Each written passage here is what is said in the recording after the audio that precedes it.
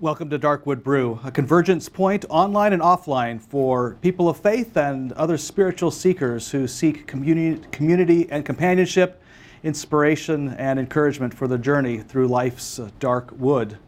Tonight we're further exploring the theme of Vocatio, or calling in life, how we discover the work of our soul in the soul of our work through a counterintuitive approach.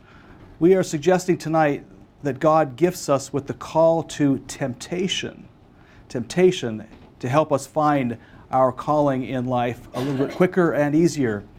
Oftentimes we think about temptation as the choice between doing good and doing evil, but what we may find tonight is that oftentimes the choice to do good, that is the wrong good, can kill you faster than doing evil itself. We'll explore those issues and more with and finding one's call in life with our special guest tonight, Clayton Chapman. Clayton Chapman is a multi-award nominated James Beard Rising Star Chef of the Year nominated chef, and also the owner of the renowned Gray Plume restaurant here in Omaha, Nebraska, which opened in 2010 to great acclaim as the ecologically greenest restaurant in the country, and now has been about every year up for all kinds of awards for best restaurant in the Midwest. So Clayton will be here along with Darkwood Brew favorite and rock star extraordinaire, Nomaly Brennett. So looking forward to an excellent program this evening, and before we go any further though, let's take a look at what's happened before in our series. Are you with me? I need you to go with me. It's not that I'm a recovering addict. It's that I'm a human being who has learned to love herself enough so that I can give love to other people. I think we actually find those plot twists to be deeply satisfying. Dream the dream that's for you. It's not for anybody else, it's for you. The improvisational nature was so much like the Spirit of God working in us. You've also loved Korean food. Yes, I did. There's a story about being on one of these great big fishing boats. Don't tell that whole story. That'll take too long. It'll take too long. What makes wine magical in your opinion? That I cannot tell you, and therefore it was magic. For the promised land. Oh.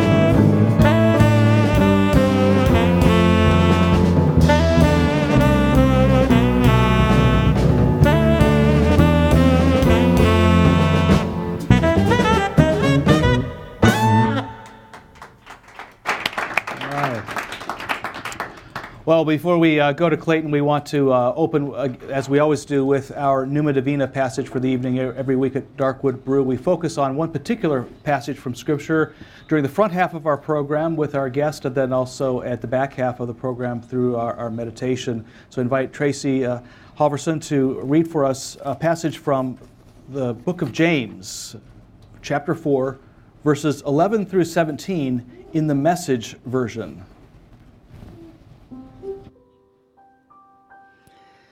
Don't badmouth each other, friends. It's God's word, His message, His royal rule that takes a beating in that kind of talk. You're supposed to be honoring the message, not writing graffiti all over it. God is in charge of deciding human destiny. Who do you think you are to meddle in the destiny of others? And now I have a word for you who brashly announce Today, at the latest, tomorrow, we're off to such and such a city for the year. We're going to start a business and make a lot of money. You don't know the first thing about tomorrow. You're nothing but a wisp of fog, catching a brief bit of sun before disappearing.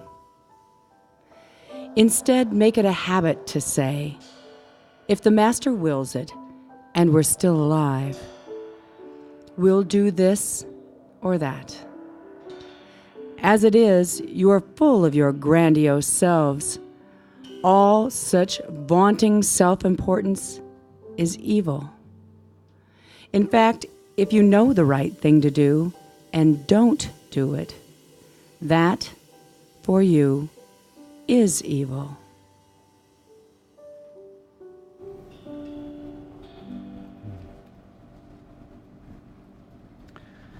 Provide a little context for that reading. Just to note that this episode is actually being taped during Lent, and Lent is that 40-day period minus Sundays in which we remember that Jesus, after receiving his own sense of call at his baptism, went into the wilderness to try to figure out what is this that specifically that I am being called into. And there, so the story goes, he was tempted by the devil, or the Satan in Hebrew, which means adversary.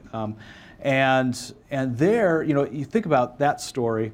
If you were the Satan, the adversary, and you wanted to tempt Jesus with, to steer him off his path, what would you do? I mean, probably this Jesus person wouldn't be tempted by ordinary things, certainly no low-level evils, that kind of thing. You'd want to pull out the big guns, the best thing you could possibly do. Interesting enough, the Satan, or adversary, tempts Jesus with doing good, not evil. Why would Jesus be tempted by doing evil? He's tempted by doing good, three particular goods. One is feeding the world, focusing his ministry on feeding the world, which is behind that invitation to turn stones into bread, or to focus his whole ministry on political power, or to focus his whole ministry on doing miracles that would convince people absolutely that he is the Christ. Of course, Jesus had something to do with feeding people, with exercising political power, and with miracles in his ministry. But what the temptation represents is the temptation to focus all of his efforts and energy on any one of those things, which for any number of people could be a perfectly good thing to do. But for Jesus was the good that he was not called to do. That's where doing the wrong good, in a sense, can kill us faster than doing outright evil, because it gets us to invest our energies into something to the side of what our soul considers important. And this underlying idea was really kind of brimming in under the surface of our passage from James today, where we enter this community that is boiling, and people upset with each other, people believing that other people aren't doing the right thing, and James says, hey, listen, God is the one who determines destiny, as in the Message version. It said, in other words, God is the one who calls us onto our path. So don't go just simply questioning other people's path. Pay attention to your own path. And he concludes that by saying, in fact, if you know the right thing to do and don't do it, that is, if you know what your sense of calling is and don't do it, that for you, well, the Message says is evil. That's an unfortunate paraphrase of the Greek hamartia. That's really sin. And of course, sin in our parlance is also misunderstood. Sin in the biblical world simply meant separation from God, alienation. So what he's saying is, when you have that sense of call, of destiny, and you veer away from that, it separates you. It separates you from God, but you sense the separation from God because you're separating internally from yourself. And so things begin to just feel like they're going in the wrong direction. Your soul gets restless because you're doing something that's off to the side of what it considers its most important work in the world, its most important joys and most important love. So doing the wrong good is one of those ways that temptation actually can help us on our path, because when we start doing it, our soul, in a sense, revolts. It starts getting bored. It starts getting antsy. It starts to get disruptive at times, almost like a wild animal trapped in a cage trying to get out. If that soul isn't fed, it will, in a sense, chew its own limbs off to get away. And how many of us are in professions where we may be doing what's good in the eyes of the world? We might be putting our mortgage payment in every month because of it and so forth, and yet internally our soul is chewing its own arm off to get out of that trap that it's in, screaming for release. And yet how wonderful it is when we can recognize that we have a path, and it may not be other people's path, and other people may want us to be on a different path. And yet that which is consistently bringing alive is the good we are called to do in the world. We need to worry about our path and not simply what other people think of our path or what we think of other people's paths. That's not a call to moral relativism. That's a call to listening deeply to the voice of God within, and then following that voice. Because while not going in the direction that it calls you may separate you, following in that place is the thing you most deeply want to do and love to do and feel most alive doing. The passage is really about finding your joy, not simply avoiding sin and temptation. Well, Clayton, it's great to have you on a show all about temptation. And boy, having been to your restaurant a number of times, I find pretty much everything on your menu a temptation of one sort or another. You are one of the more extraordinary chefs I've ever run into. And for those of you who are not in Omaha, Clayton is one of those people who listens to flavors, listens to textures, listens to really the music that the food itself wants to make. And just the smallest bite of something, it seems to kind of explode in your mouth and create this whole world of flavors, to the point where, a lot of meals, they serve you the big, huge helpings. It's like when you eat at your restaurant, all you need is just a little bit. It's like this feast, even in the smallest portions. Not to suggest, yes, you underserve portions either. Well, thank you. But for those of you who don't know you, what can you tell us a little bit about who you are and what your path has been to be the executive or the owner and chef of the Great Plume? Sure. Well, first, thank you for having me. Happy to be here.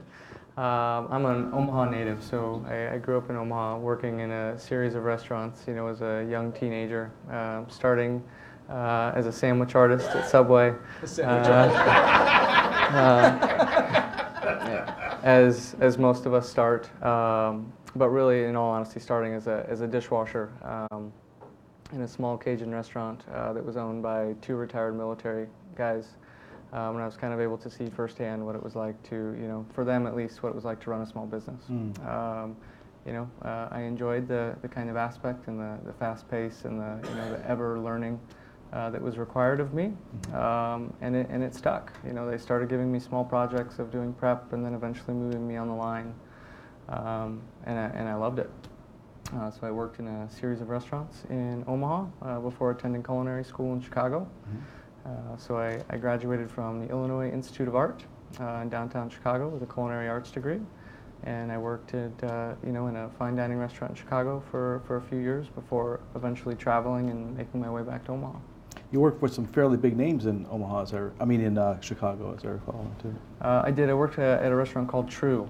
It was owned, or is owned, by Rick Tremonto and Gail Gand, both award-winning chefs. He's on the savory side, and she's the pastry chef. So. That's great. And I know when you came back to Omaha, one of the restaurants you worked in was V. Mertz, which was one of the finest steakhouses in Omaha, and you became the youngest executive chef in the nation. Yep. So I was the youngest executive chef in V. Mertz's 30-year history, which was, it was big shoes to fill, I suppose. And from there, I was executive chef at a prime steakhouse called Spencer's. It was in the downtown Hilton Garden Inn. And onto Grey Plume. Onto Grey Plume. So what is distinctive about Grey Plume in your opinion, as you describe it to others? Sure. Well, it's kind of twofold. On the food side, we write kind of an ever-evolving, seasonally driven menu, influenced by the best of ingredients that are available as close to home or locally sourced. So we work with over 65 growers in the Nebraska, Iowa kind of heartland area that provide us with all of our groceries. You know, we have a group of chefs, myself, and then a team that I work with. It's kind of a collaborative process in writing this ever-evolving menu. But we make absolutely everything from scratch in-house. So everything from fermented sourdough bread to churning our own butter that we, you know, both serve with bread and butter service, but also cook with, to roasting our own coffee, to practicing kind of a no-waste attitude with our, you know, proteins or animals, so to speak. So we're bringing in whole bison, whole pigs, whole lamb, and we're breaking them down in-house and, you know, using the bones for stock and, you know, different preparations with the whole animal. So really little to nothing goes to waste then. Absolutely. Wow, that's incredible. You know, it's interesting because I think the common stereotype for a restaurant, I mean, if you were to take, you know, pull what you said and paste up some grand categories like, you know, greenest restaurant in the United States and where it's all organic or and locally sourced and so forth. A lot of people in their minds, you picture some, and I don't mean any criticism at all because I love these kind of restaurants, is the kind of the crunchy granola, you know, flannel shirts and Sure, you know, kind of, this kind of thing, which are again great restaurants. But you're actually doing something that's a very, very fine cuisine, very sophisticated, very comfortable surroundings to be in, very elegant, and yet it's all pushing those very concepts to the very limits of where you can push them. That's fascinating. Did you start out with some kind of a grand ecological, you know, passion that you were going to then create this? What was your route? Well, so it really started with the food. You know, we wanted to be able to write a menu based on what was available to us. From a chef's perspective, you know, selfishly, right? In order to put my best foot forward as a chef or to be able to create the best menu, that really includes, you know, starting with the best ingredients. I think it's fair to say that the best or the freshest ingredients are those that are available closest to home. They've been out of the ground the least amount of time. And so if you start with that kind of core principle, it really, you know, it evolved and grew in being able to know how the food was raised and being able to know the growers, know the farmers, know the ranchers, being able to kind of tell the story to the guest, how the food made its journey from the farm to the plate. And we can do all of that, which is, you know, it's amazing to be able to be part of it. With that kind of core mission in place, the evolution of creating a sustainable dining environment that kind of mirrored that same philosophy of the menu was just kind of a natural fit. We really felt that we couldn't have one without the other.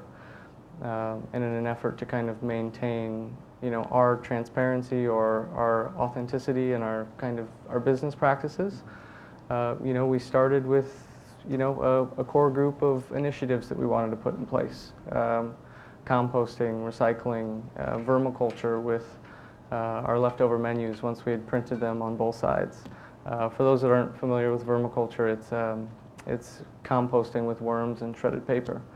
You know, we wanted to, you know, reduce, reuse, and recycle, so to speak. But that kind of turned into a snowball effect where we said if we're going to, you know, do this in one area of the business, why would we not do it in the other? And it eventually grew into what it is now.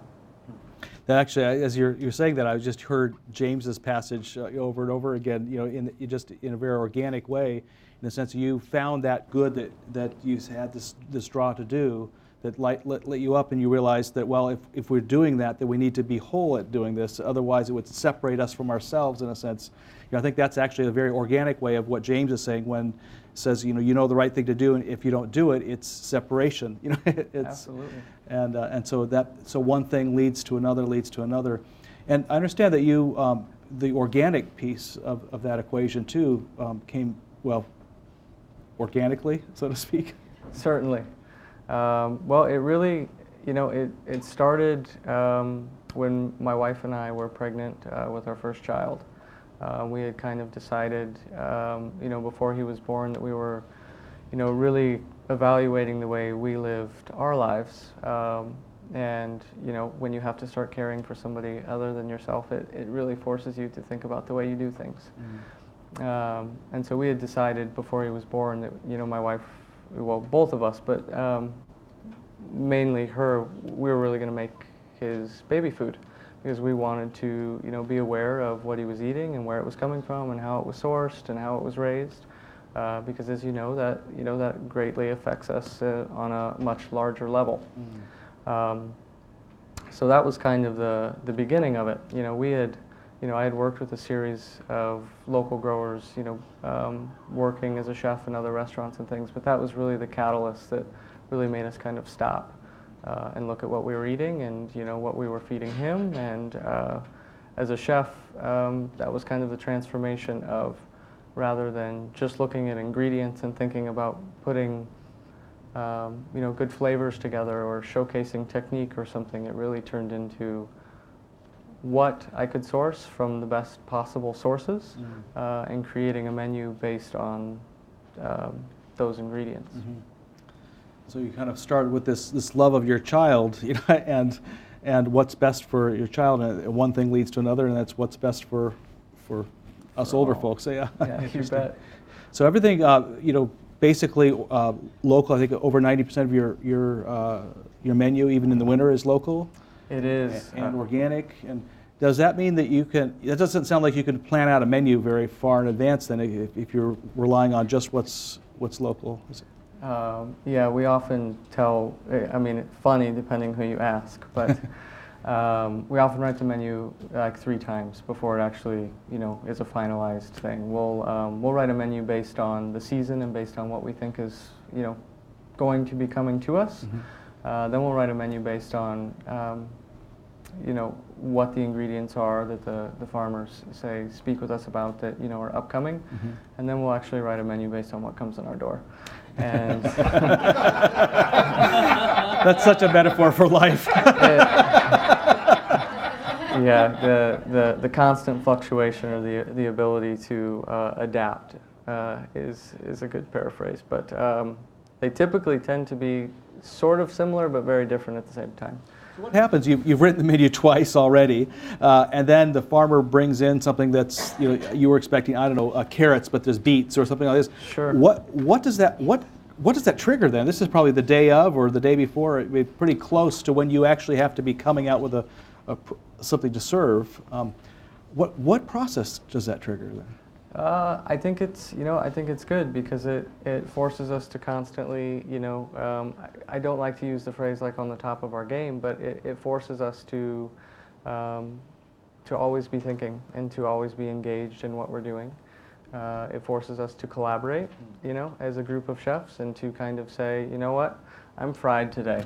I don't know what I'm doing with beets, but you turn it to somebody else and they may have an idea. And so it really creates that collaborative process. You've worked hard to really you train your chefs. You have a kind of a unique your process for that, I believe. Yeah, so we really like to encourage growth with specifically with the entire staff, but specifically with our team of chefs or our kitchen.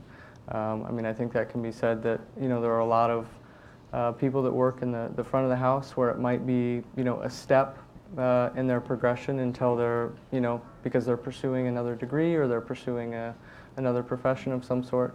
But we'll find that typically the chefs that work with us, this is their life focus. This is what they've committed themselves to for the rest of their life. And so we try and create an environment that helps with that. So we ask for a rough timeline of like a 2-year commitment, and they make their entire way around the kitchen, everything from protein fabrication to working a vegetable station where they're taking care of vegetables, starches, purees, to working garde manger, which is like the cold the cold keeper of the kitchen, doing everything from salads to helping plate desserts and things. They'll finish on what we call the pass, which is in most kitchens like the expo line, where they're calling orders, calling tickets, helping plate food, kind of the final eyes on everything before it leaves the kitchen. And then they finish in the office with some of the administrative duties. So, and the idea behind that is so that when they leave us, they're not sidestepping. They're moving up and, running a kitchen somewhere else, whether it be in Omaha or, somewhere else in the country. Wow, so that's really kind of nurturing a human resource, even right on beyond you then. Absolutely. We teach the adage of, run it like you own it. That's great. So it sounds like you have I'm kind of sensing an overall philosophy of, in a sense, listening to yourself and what brings you alive, but also then that motivates you to listen to other people, what brings them alive, listen to your ingredients, what brings out the life from those ingredients as well, so that each place around you is essentially doing its highest good, that's distinctive to it. Have you ever had any times where you've been challenged by that? I mean, to have a restaurant that is that is so distinctive, you've got to have people who say, "But well, you ought to be doing this, this, or this." I mean, there's a million ways to run a restaurant, and you've got one that is unique here. Is that ever a temptation to, I don't know, either dumb things down or make things into more one size fits all, or? That's a good question. I don't think so.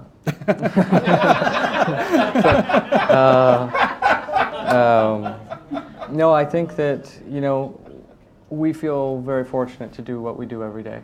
That, we love what we do. And I think that, I don't think we could change what we do to create a restaurant that is one size fits all.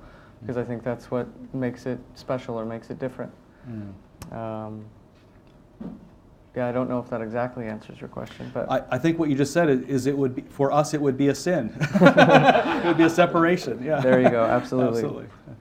Well, I understand that the internet has been flying around with questions and comments, and Chris has a question for you that's been surfacing from our chat community. I think Tracy has one from the coffee house. The biggest question that we have online is, do you have takeout? The biggest question they think, do you have takeout? Everybody in New York wants takeout. Everybody in New York wants takeout. We have people from all over. They're all going to come to Omaha now. They want to know more specifics about your menu, so we sent you to the site. I said, duck fat fries are terrific. Yeah. She has a Let me question. just make a comment about that. I in all seriousness, if I knew that I was going to die tomorrow, I would say, and I had one more chance for a meal, I would have Clayton's duck fat fries that has this wild, wonderful sauce on it and a goose egg, a fried goose egg on the top. And I would have anything that's your soup of the day. And I'm not a big soup person, but your soup and a glass of wine or two. And that would be it. That would be my that's a good way to meal. go. Well, thank you for that. Or it should be clogged anyway. So. Tracy has a question from the coffee house. Yeah, there's been really good conversation in the coffee house as well.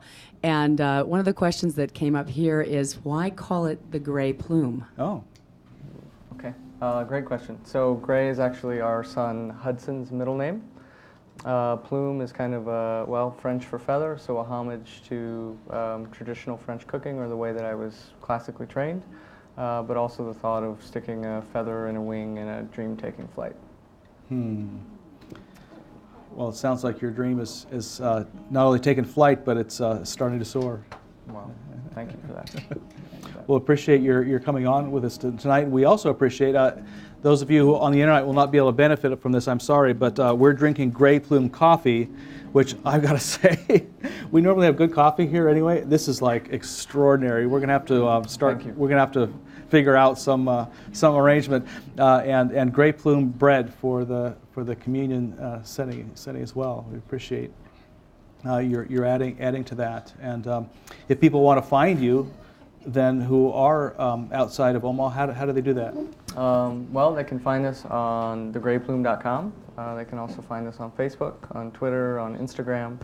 And those in New York, we are opening what's called the Gray Plume Provisions this summer. which we're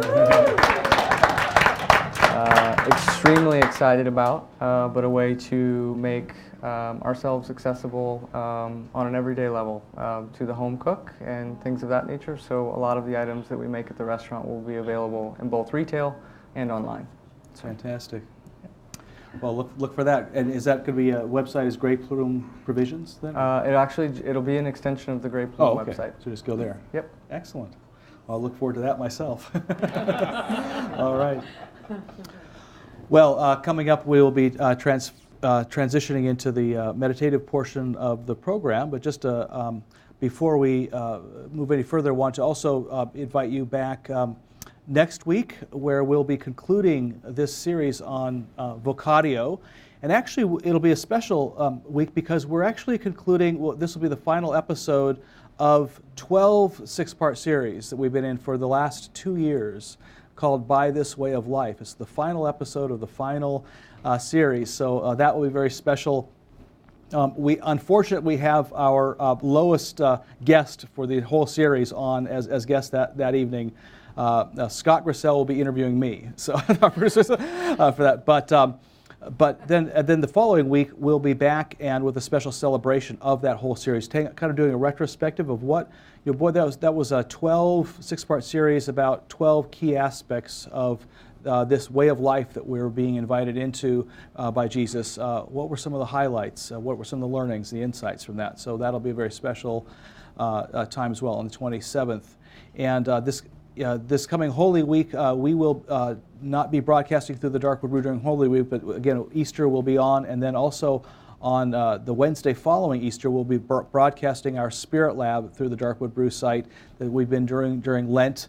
Only it'll be different. We'll have the Bob Ravenscroft and the Inner Journeys Trio with us for a very special concert streamed from the Countryside Community Church Sanctuary. This is the music we've been meditating with both at Darkwood Brew at times and also all Lent in the Countryside Chapel and streaming out to you. The Inner Journeys was a guest on Darkwood Brew earlier, and so we look forward to being joined to them Wednesday after Easter at 7 p.m. So Matt, you want to tell us who's playing tonight? Well, we weren't ready for that. Oh, sorry. Oh yeah, that's right. Well, while we just transitioned into that to who's playing tonight.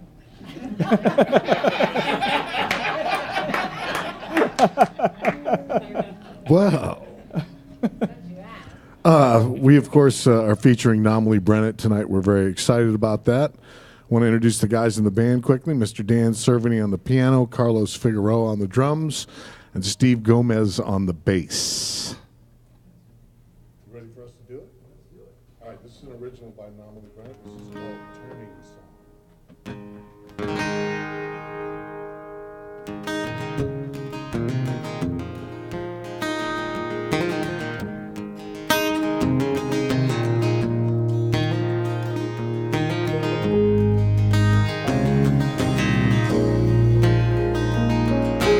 Everybody's mother's turning to, another's daughter is turning to, her father is turning to his son. Now his son is turning to his mother, another father, sister, brother, turning to yourself or everyone, everyone.